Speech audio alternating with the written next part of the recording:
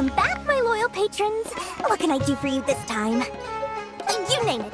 Canon knowledge, supplies, or anything else you need. I'll find a way to get it. Where there's a waterfall of Mora, there's a way. Can you really get us anything we want? Anything at all? Aha!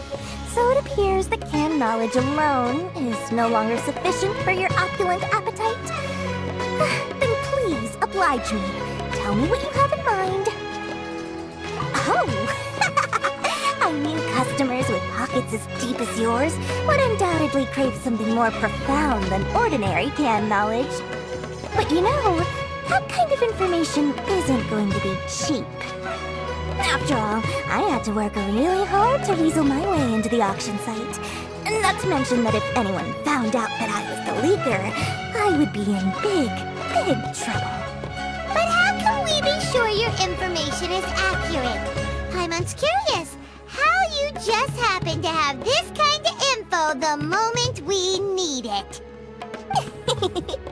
Because to me, anything of value is what I consider to be my supply. Therefore, I must always be aware of what's hot on the market in order to secure more sales. As for the information's authenticity, well, you've no need to worry about that. I used a camera to take a picture of the transaction. That way, no one can dispute it. It's always a pleasure doing business with such sterling patrons. Now that you've paid in full, here's the scoop. The Divine Knowledge Capsule was purchased yesterday by a certain Misery, the leader of Ain el-Ahmar. Ain el-Ahmar? You mean the Eremites who worship the Scarlet King? Ah, so you're already familiar with them. The group has done everything in their power to obtain the Divine Knowledge Capsule. After all, they believe it contains the power of the Scarlet King. That Divine Knowledge Capsule is unlike any other canon knowledge I've seen before. It was glowing bright red. The capsule is clearly visible in the picture I took. You can look for yourself. Thanks for the info, Dory. Please, it's my pleasure. It's all thanks to discerning customers such as yourselves that my efforts yesterday were not in vain. Please, don't hesitate to contact me if you ever need anything else in the future. Mora for Dory opens doors.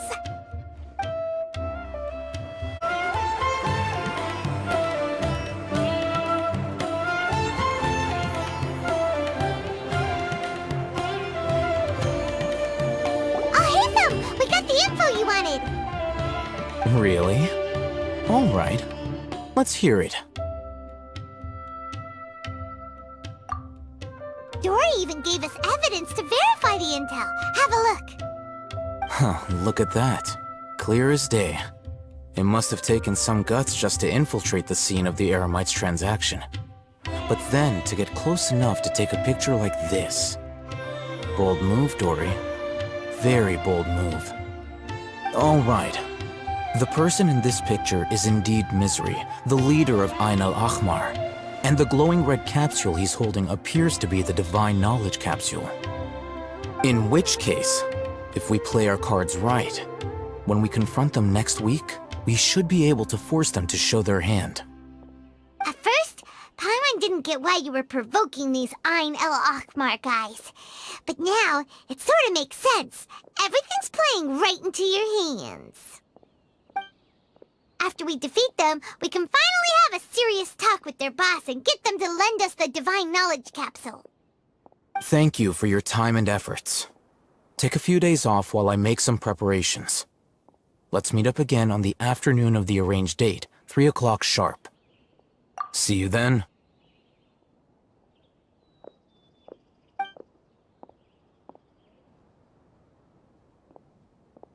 Alhacén sure is taking his time.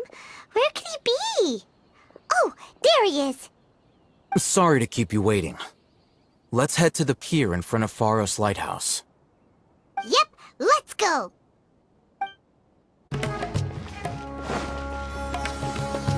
Alhacén. I knew you were crazy, but I didn't know you were crazy enough to actually show up. It was I who demanded that these negotiations take place. I was more worried that you might go back on your promise. But to your credit, it appears that you're sticking to your word. This is turning into quite an occasion. I also brought some backup. I assume you don't mind. Backup? Aren't you the brat from the restaurant the other day? You've come to support this lunatic because he helped you out? Fine, your funeral. I'm not going to mince my words. Once we're done with you, you'll be nothing more than fish food. Get 'em, boys!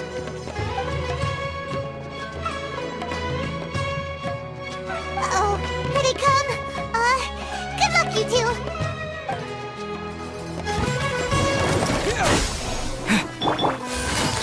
Quietly now. Take flight. Scatter! Busted.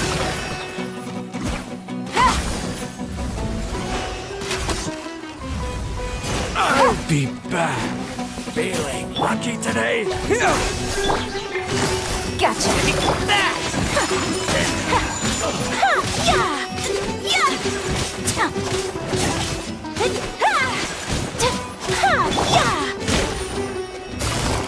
Busted.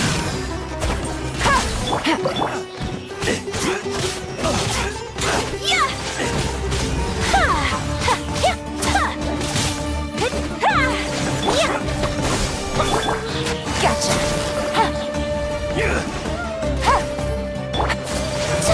My apologies.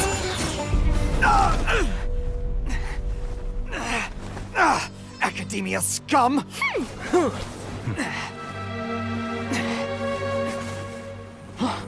Boss! Finally!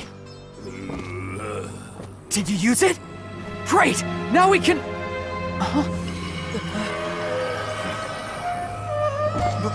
Boss? Boss!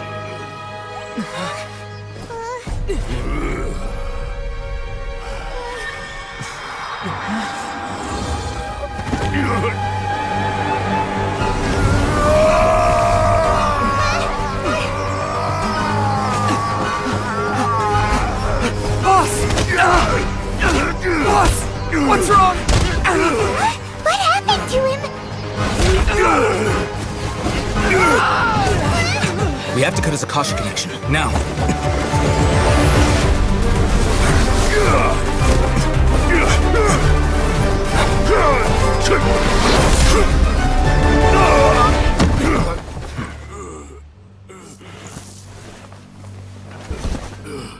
Target acquired. Arrest him!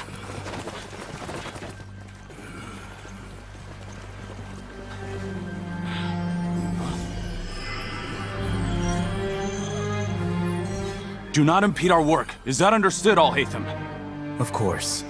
I was only trying to help. Take him away!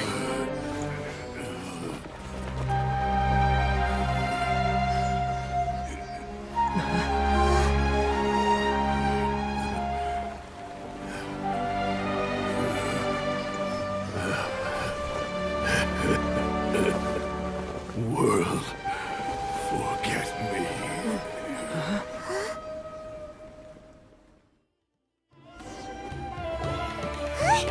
What in Tibet just happened?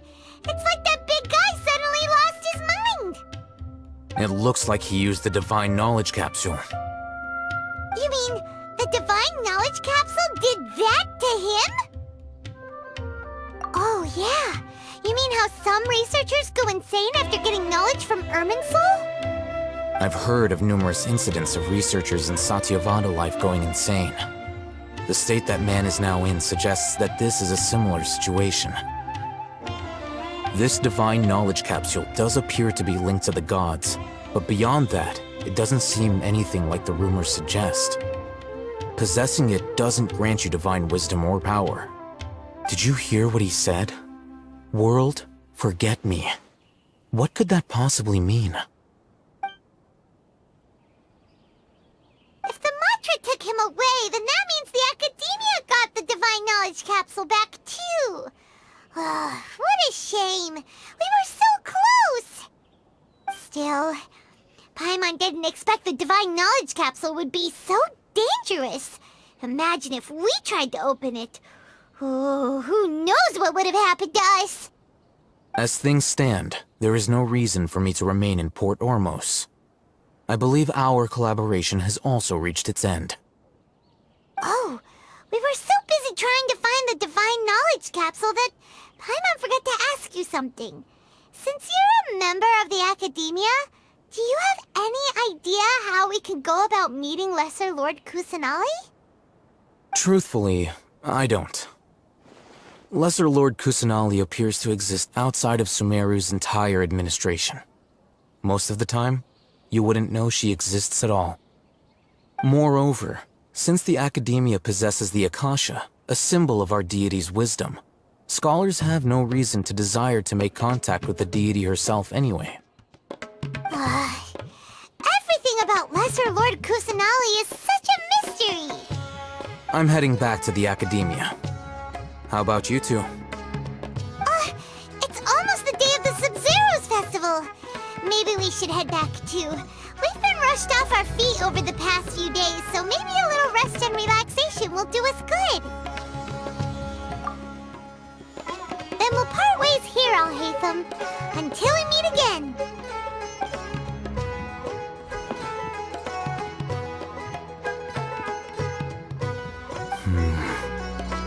Now, do I deal with this thing first? Or should I produce the report that the higher-ups require?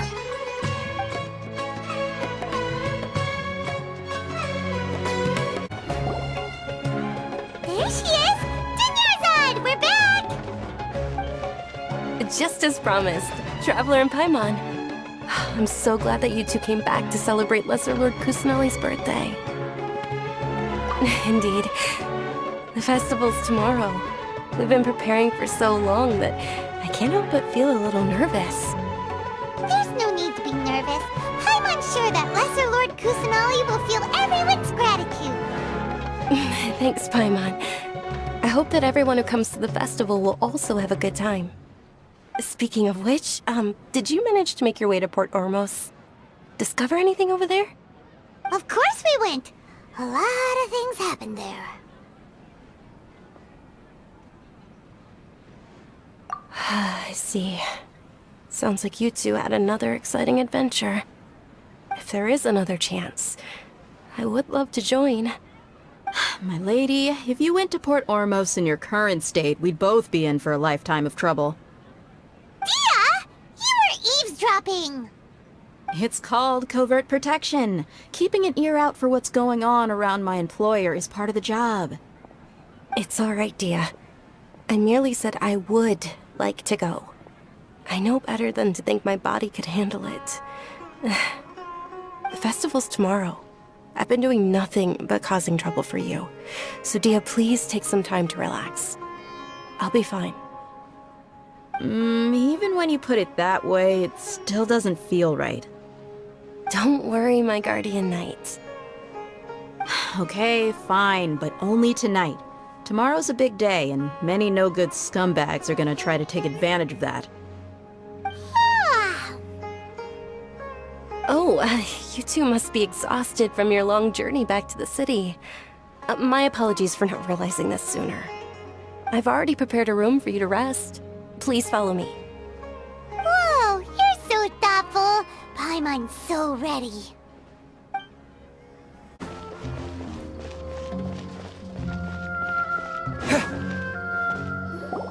Here we are. It's also fairly close to where I've been staying. It looks really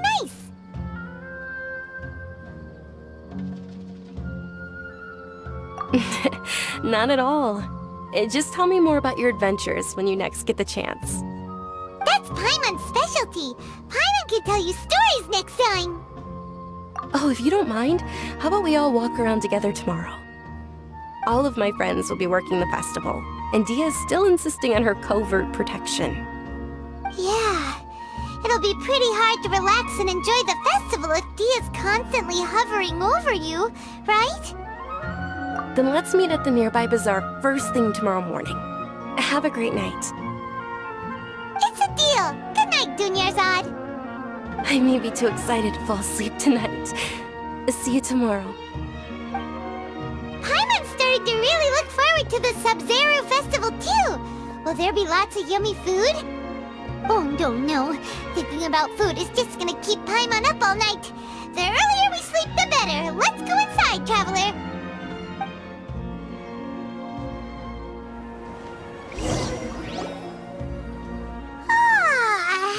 Did we oversleep? We should go meet Dunyarzad right away.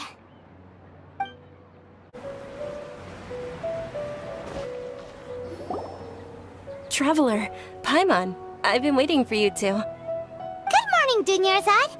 We must have overslept a little bit. Not at all. I arrived early. Today is finally here. I must cherish every moment as if it were gold. You've worked so hard for this day. You gotta enjoy it to the fullest. You know it.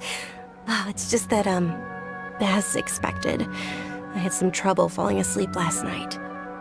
Well, shall we? Let's start with the stalls over there. Many vendors came out of the blue to support the event, and they insisted on covering costs themselves. Let's go give them some business. They paid for everything out of pocket? Oh, sounds like they're not in this just for the Mora. They all said that contributing to a lively festival atmosphere is more important than money. Especially since we don't often get to celebrate Lesser Lord Kusanali's birthday. Ooh, they're selling food over that way! This is a stall offering foods from the Haftmewa feast. Oh, you could tell straight away. I thought most people nowadays wouldn't know. Mushrooms, flowers, and all kind of fruit? It's all vegetarian stuff. Oh, Paimon's a little disappointed. So, what's the Haftmewa feast you mentioned just now? It's another Sub-Zero's festival tradition. People used to set their tables with 7 different foods. Generally speaking, the most common selections were foods like Rukushifa mushrooms, lunar lotuses, Sumeru roses, sunsetias, kapulatas, hara fruits, and zaytun peaches. So, the Sub-Zero Festival is a vegetarian holiday? You don't have to be a vegetarian to enjoy the spread. We just use the 7 foods to symbolize the 7 virtues of the Dendro Archon. Wait, but if that's the case, if Sumeru uses vegetarian food to represent the Dendro Archon, then wouldn't the Pyro Archon's festival be full of food like roasted fowl, juicy meatballs, grilled steak? Oh, Traveler, we have to go to Natlon as soon as possible! I hope your wish comes true one day, Paimon. Thanks! Alright, how about we also check out some of these other stalls?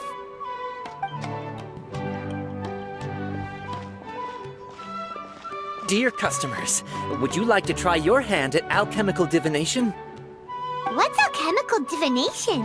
Those two things sound like they'd be fun to try together. Right? I thought the same when I first heard about it.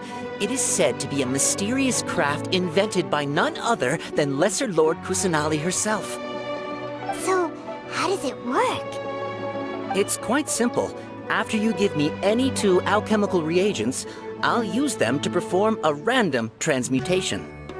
Sure sounds random. So random that it will probably fail. That is precisely what we need. After the transmutation fails, your one and only diviner here will interpret the remnants.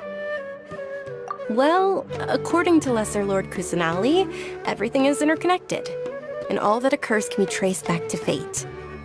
You could say this is a pearl of old wisdom. Why does everything sound so much more credible when Dunyarzad says it? Are you guys working together? So that's the true wisdom behind it. This young lady sure knows her stuff. So, how about it? Want to give it a try?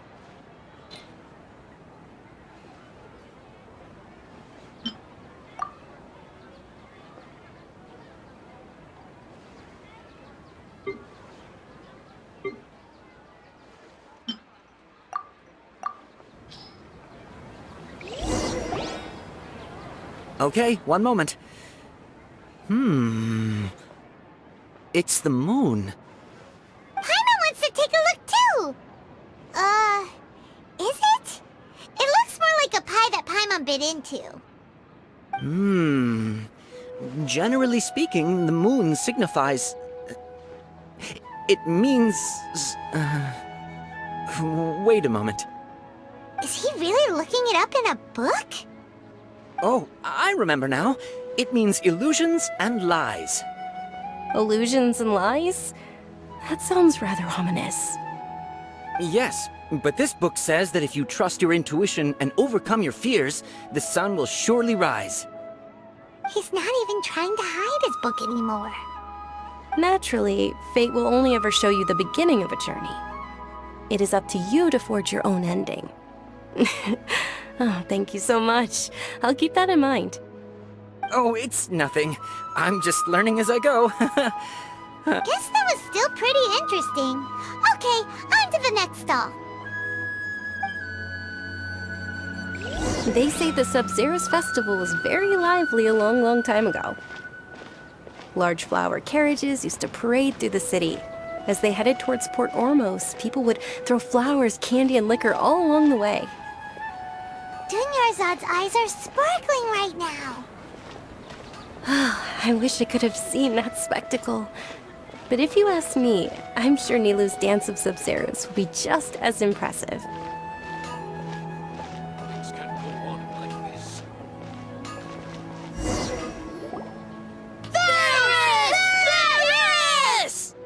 Attention! Soldiers, fall into formation if you want any Yalda candies.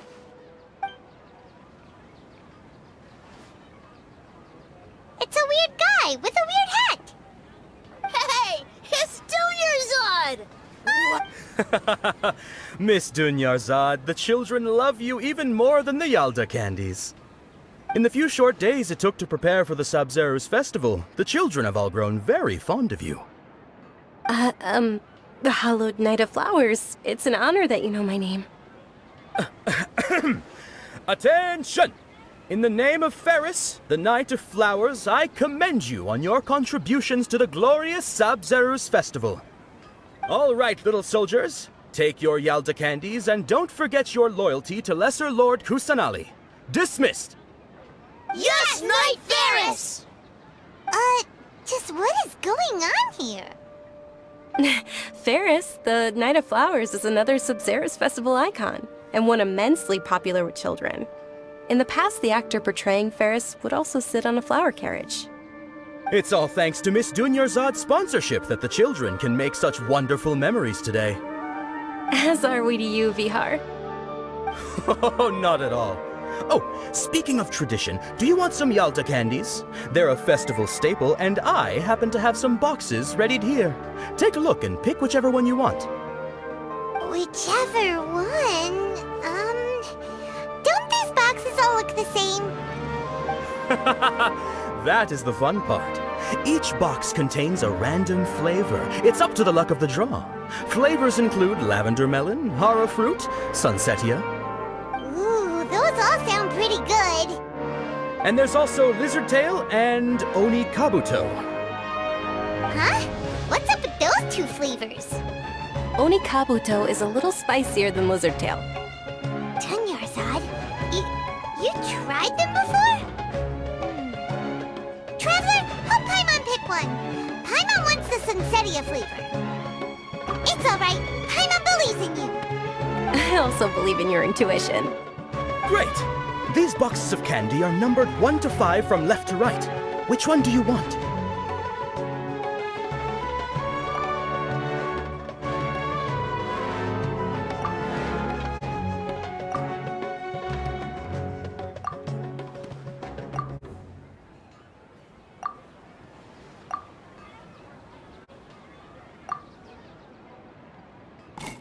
Attention! That's unfortunately Lizard Tail. Oh, Paimon thought you survived so many epic battles because you had incredible luck. But looks like Paimon was wrong. The Sunsetia flavored candy was in box number 4. How about this? The most important thing is that everyone has a good time at the festival. So please, take both boxes. Really? Thanks a lot, Knight of Candies.